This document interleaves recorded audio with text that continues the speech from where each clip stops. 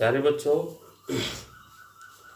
आज एक बार फिर मैं आप लोगों के समक्ष एक नई वीडियो लेकर के आया हूँ। आप सभी को मेरे YouTube चैनल में स्वागत है।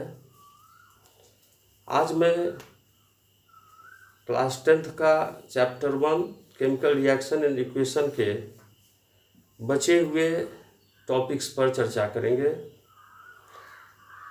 प्रीवियस क्लास में हमने कैरेक्टरिस्टिक ऑफ केमिकल रिएक्शंस के बारे में बताए थे, जिसमें कुछ पार्ट हो चुका था। जो बचा हुआ है उसका आज मैं करता हूँ। इससे पहले मैंने प्रेसिपिटेट के बारे में एक्सपेरिमेंट के द्वारा दिखाया हूँ। अब कैरेक्टरिस्टिक में हम लोग चलते हैं। तो सबसे पहले आते हैं, व्हाट इज प्रेसिपिटेट। प्रेसिपिटेट क्या होता है? The solid product separated out from a solution in a chemical reaction is called precipitate। किसी भी केमिकल रिएक्शन में किसी भी सॉल्यूशन से जो सॉलिड प्रोडक्ट अलग हो जाते हैं उसे हम प्रेसिपिटेट कहते हैं। जैसे हमने एक्सपेरिमेंट किया था, दूध और उसमें साइट्रिक एसिड को डाल करके एक्सपेरिमेंट आप लोगों को दिखाया था, जिसमें पार्टिकल्स ऑफ फैट दिखाई दे रहा था, जो प्रेसिपिटेट है। तो बहुत सारे केमिकल रिएक्शंस ऐसे होते हैं जिसमें प्रेसिपिटेट बनते हैं, और इन प्रेसिपिटेट के बनने से हमें ये पता चलता है कि ये रासायनिक अभिक्रिया हो रही है, केमिकल रिएक्शंस हो रही है। तो सेकेंड कैरेक्टरिस्टिक में हम लोग आते हैं, फॉर्मेशन ऑफ प्रेसिपिटेशन, अवक्षेप का बनना। Some chemical reactions are characterized by the formation of precipitation. Example, sulphuric acid plus barium chloride, barium sulphate plus 2HCl, sulphuric acid, barium chloride, barium sulphate, hydrochloric acid, hydrogen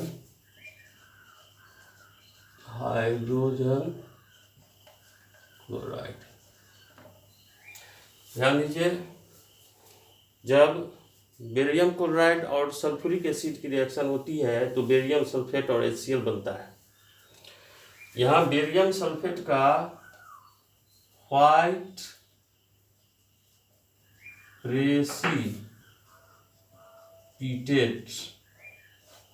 उजला अवक्षेप हमें दिखाई पड़ती है, और इससे हमें पता चलता है कि इस केमिकल रिएक्शंस में अवक्षेप का निर्माण हुआ है। अदरवाइज यहाँ पर अवक्षेप के बनने से हमें ये पता चलता है कि यह केमिकल रिएक्शन है। नेक्स्ट कैरेक्टरिस्टिक में हम लोग चलते हैं, change in temperature. Change in temperature, ताप में परिवर्तन, ताप में परिवर्तन। सम केमिकल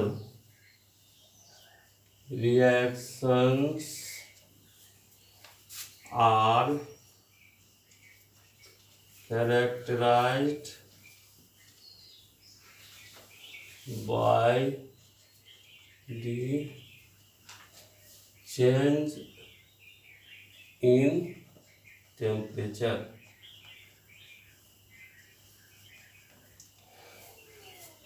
कुछ केमिकल रिएक्शंस को उसके ताप में परिवर्तन से पहचाना जाता है। एग्जाम्पल के रूप में हम लोग लेते हैं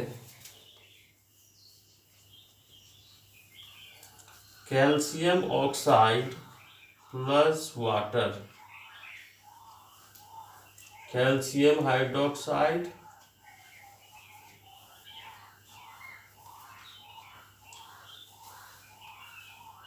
प्लस हीट।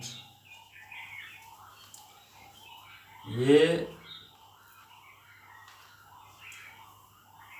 चूना है कैल्शियम ऑक्साइड, जिसको हम लोग कली चूना कहते हैं। एक line water slate line plus heat यानी कि ऊष्मा। यदि कैल्शियम ऑक्साइड में हम वाटर डालते हैं तो ये कैल्शियम ऑक्साइड को क्विक लाइन कली चूना कहा जाता है। तो स्लैक्ट लाइन का फॉर्मेशन होता है और वो सॉल्यूशन जो होती है वो गर्म हो जाती है। तो यदि किसी रिएक्शन में हीट इवॉल्व होता है या हीट का ऑब्जर्वेशन होता है, हीट ऑब्जर्व होता है, तो हम समझते हैं कि ये केमिकल रिएक्शन हो रही है। यदि हीट इवॉल्व होता है तो उसे एक्सोथर्मिक रिएक्शन कहते हैं, और यदि हीट ऑब्जर्व होती है तो उसे इंडोथर्मिक रिएक्शन कहते हैं। ऊष्माक्षेपी अभिक्रिया और ऊष्माशोषी अभिक्रिया, तो इसमें हीट इवॉल्व हुआ है, तो ये काइंड्स ऑफ एक्सोथर्मिक रिएक्शन हुआ। बच्चों, अब हम इसे एक्सपेरिमेंट के द्वारा भी दिखाते हैं। आप लोग तब तक के लिए इस बोर्ड के जो नोट्स हैं उसको उतारिए, हम अभी जस्ट एक्सपेरिमेंट दिखा रहे हैं।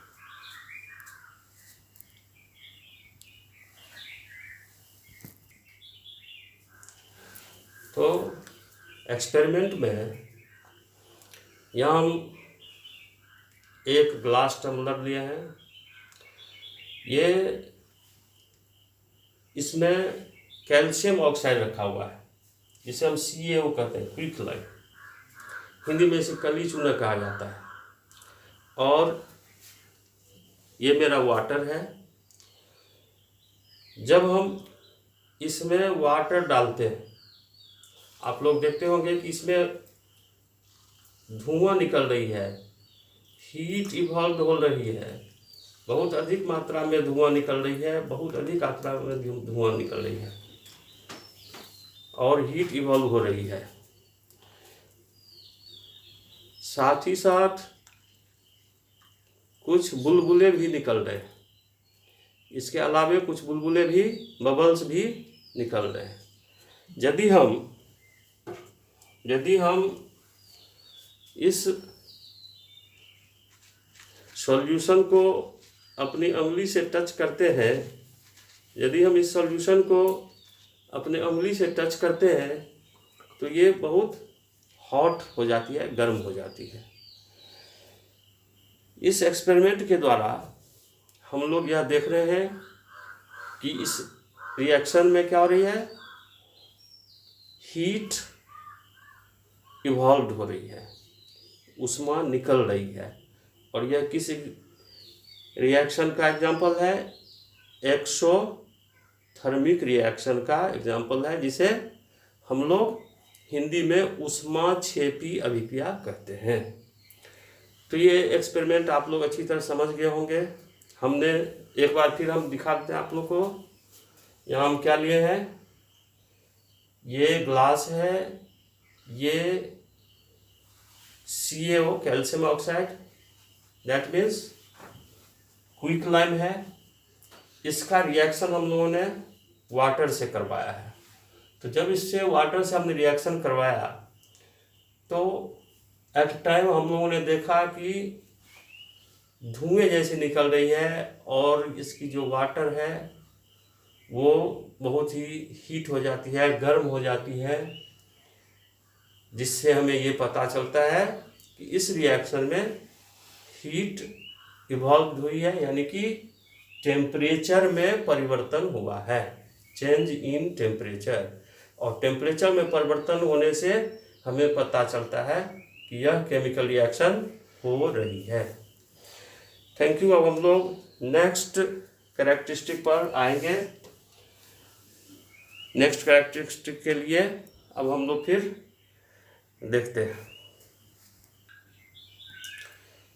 तो इससे पहले हम लोगों ने जो एक्सपेरिमेंट दिखाया है जिसमें क्विक लाइन के द्वारा वाटर का रिएक्शन हुआ है और उसमें हीट इवॉल्व हुआ है, अभी हम लोग जो एक्सपेरिमेंट शो करने जा रहे हैं तो वो इससे पहले जो एक्सपेरिमेंट ये जो था रिएक्शन वो एक्सोथर्मिक रिएक्शन था जिसकी हम लोगों ने चर्चा किया था। अब जो हम लोग रिएक्शन दिखाने जा रहे हैं वो है इंडोथर्मिक रिएक्शन। ये भी ट्रांसफॉर्मेशन ऑफ हीट में ही आता है। अब हम लोग आते हैं इंडोथर्मिक रिएक्शन के बारे में जानते हैं। ये मेरा ग्लास है और इसमें हम थोड़ा सा वाटर डालते हैं। ये वाटर है, इसमें थोड़ी सी शुगर डालते हैं। ये शुगर है। आप लोग घर पे भी अक्सर शरबत बनाते होंगे, घर पे भी अक्सर शरबत बनाते होंगे और हम देखते हैं कि जब हमने वाटर को इसमें डाला था उस समय जो टेम्परेचर होते हैं वो, और जब ये चीनी पूरा घुल जाती है, घुलने के बाद जो टेम्परेचर इसकी होती है उसमें अंतर होता है। जब चीनी पूरा घुल जाती है तो ये ग्लास हमें ज़्यादा ठंडा लगने लगती है, जिसका एग्जांपल अभी भी हम देखते हैं कि यहाँ जो हम स्पर्श कर रहे हैं, यहाँ जो टच कर रहे हैं तो उतनी कोल्ड नहीं होती है जितनी कि यहाँ नीचे हो रही है। तो इस अभिक्रिया में हमको क्या पता चलता है कि कुछ ऐसे भी केमिकल रिएक्शंस होते हैं जिसमें हीट ऑब्जर्व होते हैं। उस रिएक्शन को कंप्लीट करने के लिए उसको हीट की ज़रूरत होती है। इसका एक और एग्जांपल हम लोग लेते हैं। जब हम कोयले को जलाते तो उसको हीट चाहिए, वो हीट ऑब्जर्व करता है और फिर वो हीट प्रोड्यूस करता है जिससे आग निकलती है। तो बहुत सारे ऐसे एग्जांपल हैं कि जिससे हमें शो होता है कि ये एक्सोथर्मिक रिएक्शन हो रही है और ये इंडोथर्मिक रिएक्शन हो रही है। ऊष्माक्षेपी अभिक्रिया और ऊष्माशोषी अभिक्रिया। ऊष्माशोषी अभिक्रिया वैसा होता है जिसमें ऊष्मा का अवशोषण होता है और ऊष्माक्षेपी अभिक्रिया वैसा होता है जिसमें ऊष्मा मुक्त होती है। ठीक है, तो नेक्स्ट कैरेक्टरिस्टिक पर हम लोग आते हैं। नेक्स्ट कैरेक्टरिस्टिक है change in colour. Change in colour, रंग में परिवर्तन, रंगों में परिवर्तन। Change in colour. Some chemical reactions are characterized by the change in colour, कुछ केमिकल रिएक्शंस उसके रंगों में परिवर्तन के कारण पहचाने जाते हैं। इसका एग्जाम्पल हम लोग लेते हैं। एग्जाम्पल, पोटासियम परमैंगनेट, पोटासियम पर मैग्नेट KMnO4। हम पोटासियम पर मैग्नेट लेते हैं और इसमें एसिड डालते हैं, साइट्रिक एसिड।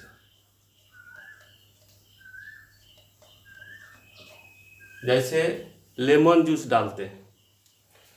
तो पोटासियम परमैंगनेट का जो पर्पल कलर होता है, पर्पल कलर, वो क्या होता है, कलरलेस हो जाता है। पोटासियम परमैंगनेट का जो पर्पल कलर होता है वो क्या होता है, बैंगनी रंग, वो गायब हो जाती है। When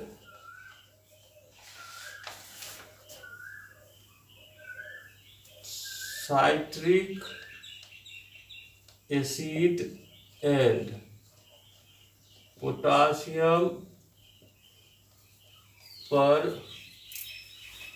permanganate reacts, then purple color of potassium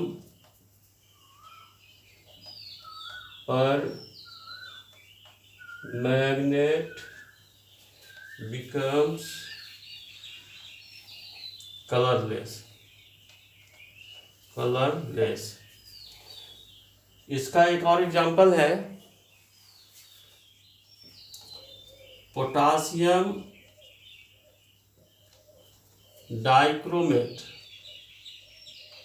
जब हम पोटासियम डाइक्रोमेट लेते हैं और इसमें सल्फर डाइऑक्साइड गैस प्रवाहित करते हैं, सल्फर डाइऑक्साइड गैस प्रवाहित करते हैं, तो पोटासियम डाइक्रोमेट का कलर ऑरेंज होता है। और ये कलर क्या होती है, तो ऑरेंज कलर ग्रीन हो जाती है। ऑरेंज कलर क्या होती है, ग्रीन हो जाती है। पोटासियम डाइक्रोमेट का फॉर्मूला आता है K2Cr2O7 प्लस SO2। तो यहाँ ऑरेंज कलर होती है इसका, और ये क्या हो जाती है, पोटासियम डाइक्रोमेट का कलर कैसा हो जाती है, ग्रीन हो जाती है। तो यहाँ हम लोग क्या देख रहे हैं कि केमिकल रिएक्शंस में कलर में भी परिवर्तन होती है। दैट मीन्स कलर में परिवर्तन होने से हमें ये समझ में आती है कि ये केमिकल रिएक्शंस हो रही है। इसे हम लोग एक्सपेरिमेंट के द्वारा भी दिखा सकते हैं। तो अदर देन दिस एग्जाम्पल, हम एक एक्सपेरिमेंट करके आपको दिखाते हैं कि कैसे रंग में परिवर्तन होता है किसी भी रासायनिक अभिक्रिया में। तब तक आप लोग इसे नोट्स बना लीजिए, अभी हम एक्सपेरिमेंट दिखा रहे हैं। तो यहाँ हम एक बेसिक सॉल्यूशन लिए हैं और ये yellow colour of turmeric powder का ये सॉल्यूशन है जो पीले रंग का है। हम लोगों ने अभी बताया कि केमिकल रिएक्शंस में रंगों में परिवर्तन होता है। तो इस एग्जांपल से हम लोग देखते हैं कि कैसे केमिकल रिएक्शंस में रंगों में परिवर्तन होता है। हम धीरे धीरे इसे रिएक्ट करवाएंगे और देखेंगे कि ये yellow colour of turmeric solution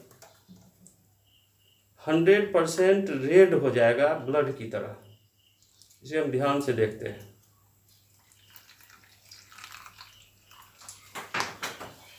यहाँ हम लोग क्या देख रहे हैं कि ये जो सॉल्यूशन था, ये रेड कलर का जो था वो कैसा हो जाता है, ये येलो कलर का जो सॉल्यूशन था वो कैसा हो गया, रेड हो गया।